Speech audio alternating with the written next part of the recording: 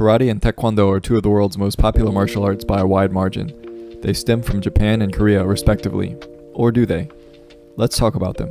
Karate is a martial art that has officially been around since the early 1900s, though its roots stem much further back. It is most widely accepted that today's karate originated in Okinawa, a small Japanese island that resides about 400 miles from mainland Japan. The inhabitants of this island form their own style of martial arts, called Okinawa Te, or simply Te. Some hundreds of years ago, Chinese martial arts were also brought to the island, when several groups of people immigrated from China and shared their culture, including martial arts, namely Kung Fu. The two of these influences merged over time to create what we call karate today. Many people believe that Gichin Funakoshi is the modern founder of karate, though some attribute this title to his teacher, Anko Itosu. Itosu is said to have written the first form name of karate, written as Chinese hand, as you can see here. Different sources will give you different answers. At the very least, Funakoshi is credited as the man who spread karate over mainland Japan. He studied under several Okinawan martial arts masters, and his foundation was in their styles. In the early 1900s, he traveled to mainland Japan and began teaching this early style of karate there. His students coined the term Shotokan after him, which is the most practiced style of karate today. The original name of karate was written this way, pronounced karate in Japanese kanji, but the first character was actually derived from the Chinese character representing the Tang dynasty, a long-standing dynasty in China for many hundreds of years prior. Itosu wrote it this way presumably to give credit to the contributions from Chinese martial arts. However, in the early 1900s, Japan was in the middle of an invasion in China, so Funakoshi felt it would be better to remove the Chinese part of the name, so the writing was changed to this form, which means empty hand. Both of these terms were still pronounced identically karate in Japanese kanji, which is the Japanese interpretation of Chinese characters. If we were to pronounce both of these terms in Chinese, they would be tangsho and kongsho respectively. We can take this opportunity to explore the name karate. As stated above, kara meant China with the initial spelling, and the modern spelling simply means empty. Te means hand.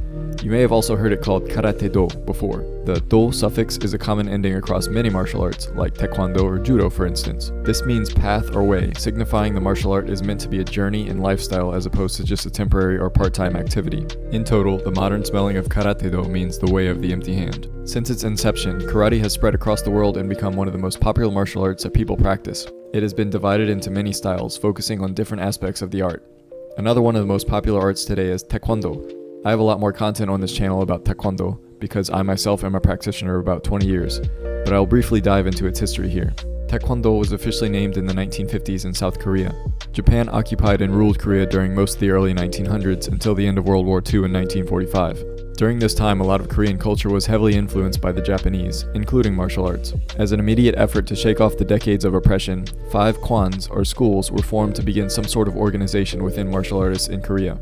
Some of the originators of these kwans had backgrounds in Chinese martial arts. Some of them practiced an older Korean native art called Taekyon, which was forcibly suppressed during the period of occupation, but it was secretly preserved by practitioners like those who formed the kwans. The kicker here is, many of these founders also practiced different styles of karate, as they were some of the only legally permitted martial arts for decades in Korea. So a major portion of these kwans was directly influenced by karate, which had already been well established in mainland Japan since the early 1900s. One of the kwans, called Mudok Kwan, was founded by Hwang Ki, who studied Chinese arts as well as Taekyon, as well as karate. This specific kwan was also the origin of the Korean art Tangsudo, which still exists today and is an important factor in this story, which we will discuss in a minute.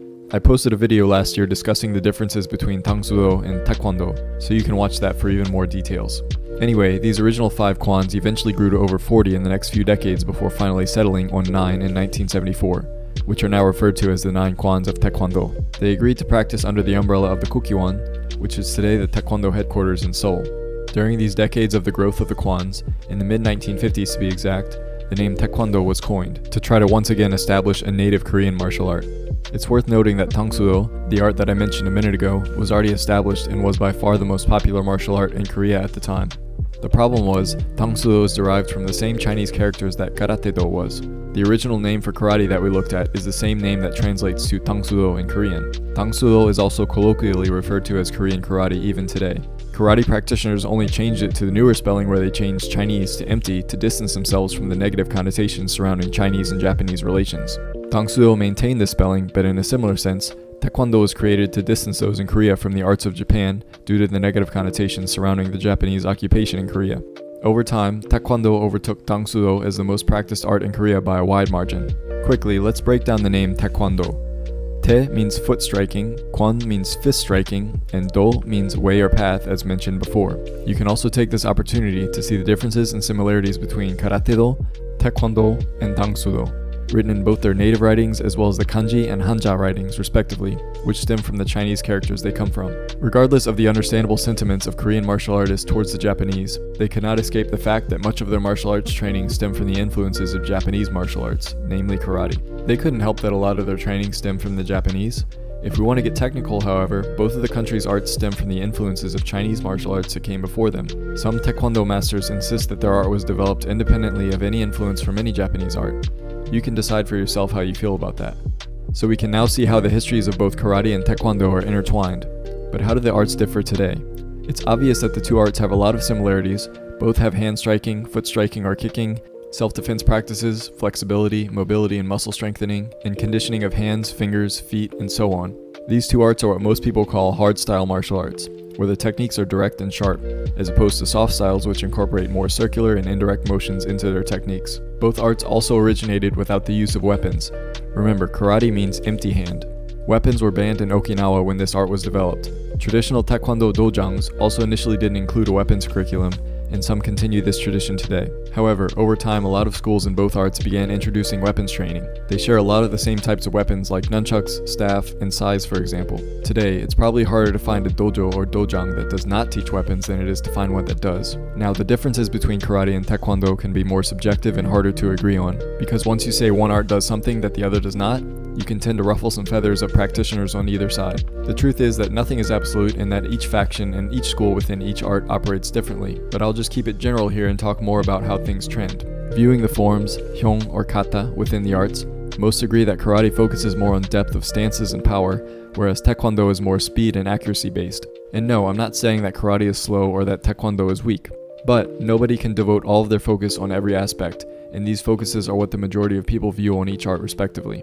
It's also clear that for the traditional movements in each art, that karate generally places more emphasis on different hand strikes and blocks with several complex combinations, while taekwondo places more emphasis on different kicking techniques, especially the height and speed of their kicks.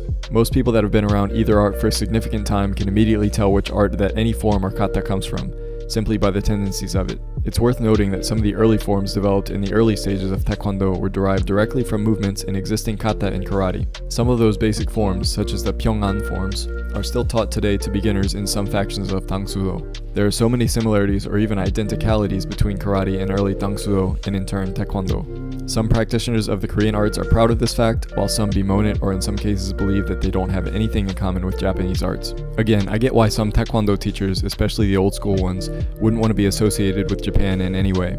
But I'm of the mindset that nothing is really original to begin with anyway. Everything has to come from somewhere. We can only introduce different perspectives to what already existed on Earth before us. Both karate and taekwondo were developed from Chinese influences in each country dating back generations. That doesn't take anything away from what the originators of the modern arts were able to impart into them.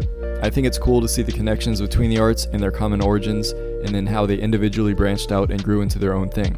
I think each art serves its own purpose today, and that one is not better than the other. I prefer to view each as fitting better to certain individuals, while the other can cater better to others. I hope you learned something from this video or gain new perspective in some way. If you practice either of these arts or have anything to add to what I said, please share in the comments below. Most importantly, learn to understand the position of others rather than trying to cut them down for being different than you. Thanks for watching.